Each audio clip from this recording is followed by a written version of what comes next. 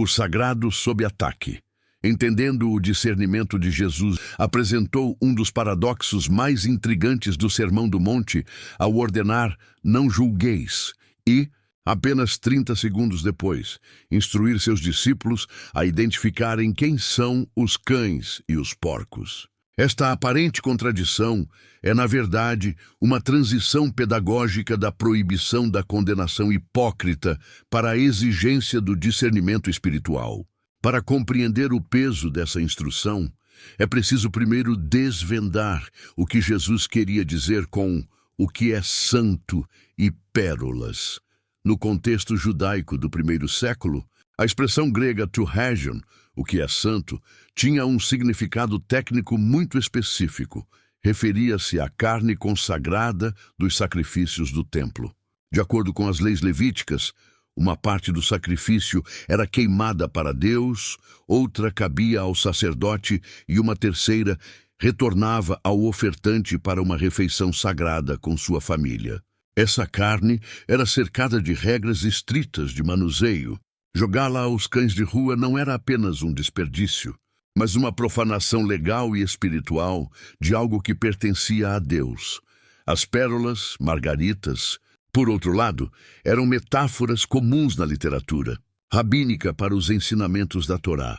Jesus elevou essa imagem para representar as verdades profundas do reino de Deus, tesouros raros e valiosos que exigem esforço para serem encontrados e reconhecidos. Ao dizer para não lançar essas pérolas aos porcos, Jesus estava alertando contra a entrega de verdades espirituais profundas a pessoas que não têm qualquer intenção de valorizá-las ou compreendê-las. A natureza do conflito. Cães, porcos e o perigo real para a da audiência original. Os animais citados não eram os bichos de estimação dóceis de hoje. Os cães do antigo Oriente Médio eram carniceiros agressivos que vagavam em matilhas pelas ruas, frequentemente associados a inimigos e malfeitores. Já os porcos da região, como os das manadas de Gadara, eram animais semi-selvagens e perigosos. O porco era o símbolo máximo da profanação para o judeu, especialmente após o trauma histórico de Antíoco Epifânio, que sacrificou um porco no altar do templo para humilhar a fé de Israel. Jesus descreveu uma cena de violência literal. Se você joga algo brilhante, como uma pérola, diante de porcos, eles a farejam e, ao perceberem que não é comida, pisoteiam-na no lodo com desprezo. Catapatouim. Em seguida, frustrados e enfurecidos, eles se voltam para despedaçar Regnime, o portador. Esta estrutura é um quiasmo literário, em forma de X. Os porcos destroem a pérola, o sagrado, mas os cães destroem você, o mensageiro. A advertência de Jesus visa, portanto, proteger tanto a santidade da mensagem quanto a integridade de quem a carrega. Discernimento versus condenação. A diferença de atitude, a tensão entre Mateus 7:1 e 7:1-6, resolve-se na distinção entre o verbo grego krino, condenar, e o ato de discernir. Condenar é um ato de arrogância, onde alguém se coloca acima do outro, ignorando a viga no próprio olho para apontar o cisco alheio. Discernir, contudo, é um ato de prudência que olha para a frente para avaliar se o estado atual do coração de uma pessoa permite que ela receba o sagrado sem causar danos a si mesma e ao outro. Jesus praticou esse discernimento de forma magistral. Ele usava as parábolas como um filtro. Para os que tinham fome de aprender, ele revelava os mistérios do reino.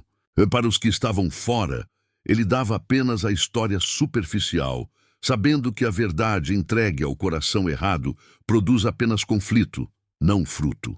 O exemplo mais dramático ocorreu diante de Herodes Antipas, que desejava ver Jesus apenas por entretenimento espiritual. Diante de Herodes, o porco com coroa, Jesus manteve um silêncio absoluto, recusando-se a transformar o sagrado em show. Em contraste, ele dialogou com Pilatos, enxergando nele um lampejo de busca genuína pela verdade. Aplicação prática, identificando os frutos e guardando a pérola. Como saber, então, quando falar e quando calar? Jesus ensina a observar os frutos. Um detector poderoso são as perguntas. Há uma diferença abissal entre quem pergunta para entender, como Nicodemos, e quem pergunta para armar uma cilada teológica. Se o que você encontra é zombaria consistente, hostilidade declarada ou o uso de suas palavras como munição para ridicularizar sua fé, você está diante de um cenário de pérolas aos porcos. Essa sabedoria é crucial na era das redes sociais, onde o impulso de lançar balete verdades profundas em debates estéreis frequentemente resulta em ser pisoteado por comentários maldosos. Jesus nos convida à ação deliberada, dote, escolhendo o momento e o receptor com sabedoria. Isso não significa nunca evangelizar, mas sim seguir o exemplo de Paulo e dos primeiros apóstolos.